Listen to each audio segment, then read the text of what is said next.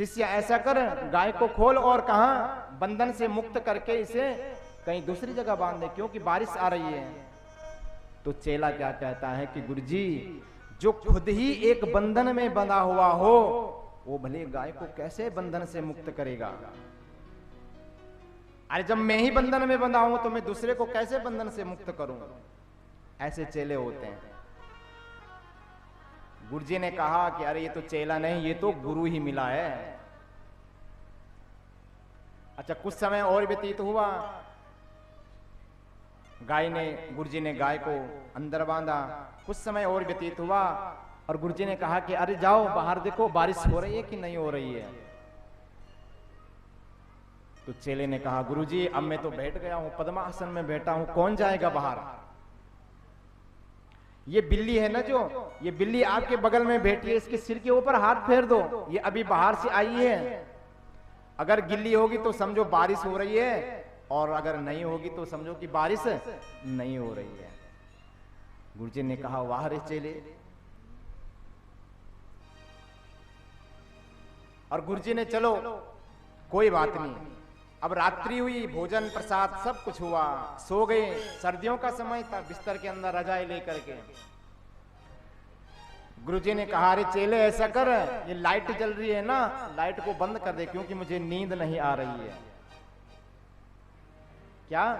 मुझे नींद नहीं आ रही, इसको बंद कर दे। बोला, गुरुजी अब तो मैं रजाई में घुस गया हूं, कौन उठेगा इस सर्दी में खड़ा? ऐसा करो, अपनी आंखों को बंद करो और लेट को समझो कि बंद हो गई। ऐसे भी चेले होते हैं। गुरुजी ने खड़े उठे, बेचारे लाइट बंद की और सो गए। प्रातः काल हुई, स्नान ध्यान हुई, आरती हुई, ठाकुर जी की सेवा हुई। एक भक्त सुंदर लड्डू लेकर के आया और भोग लगाया और कहा कि महाराज आप भी पाओ, अपने चेलों को पवाओ, खूब मजे करो, खाओ। तो गुरुजी ने कहा, चेले राम प्रसाद आया है, खाओगे कि नहीं? तब तक चेला दौड़ दौड़ करके आया, गुरुजी मैंने आपकी तीन तीन आज्ञाएं नहीं मानी, अगर चौथी भी नहीं मानूंगा तो घोर पाप लगेगा। बताओ, ऐसे भी होते हैं चेले। लेकिन कभी कभी गुरु भी होशियार होते हैं। एक गुरुजी के दो चेले थे। एक दिन ठाकुर जी की पूजा कर रहे थे, तगत लगा रखा था, तगत के ऊपर गुरुजी बैठे सुंदर भोग लगा रहे थे, सारी सामग्री रखी हुई थी।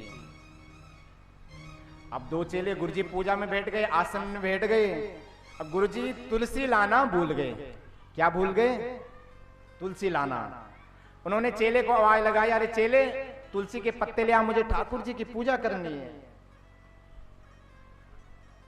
और जब चेले को आवाज लगा, बोला, गुरुजी मुझे तुलसी तो पता नहीं कैसी होती तुलसी, जरा बताओ।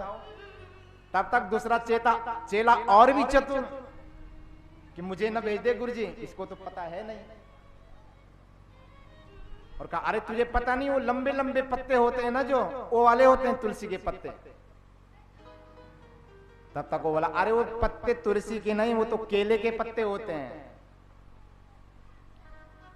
गुरुजी ने बोले, बड़े होशियार बनते हो, चलो तगत उठाओ, एक तरफ से तुम लगो, एक तरफ से तुम लगो, और ले जाओ बगीचे में, मैं दिखाऊं तुम्हें कौन होती है तुलसी।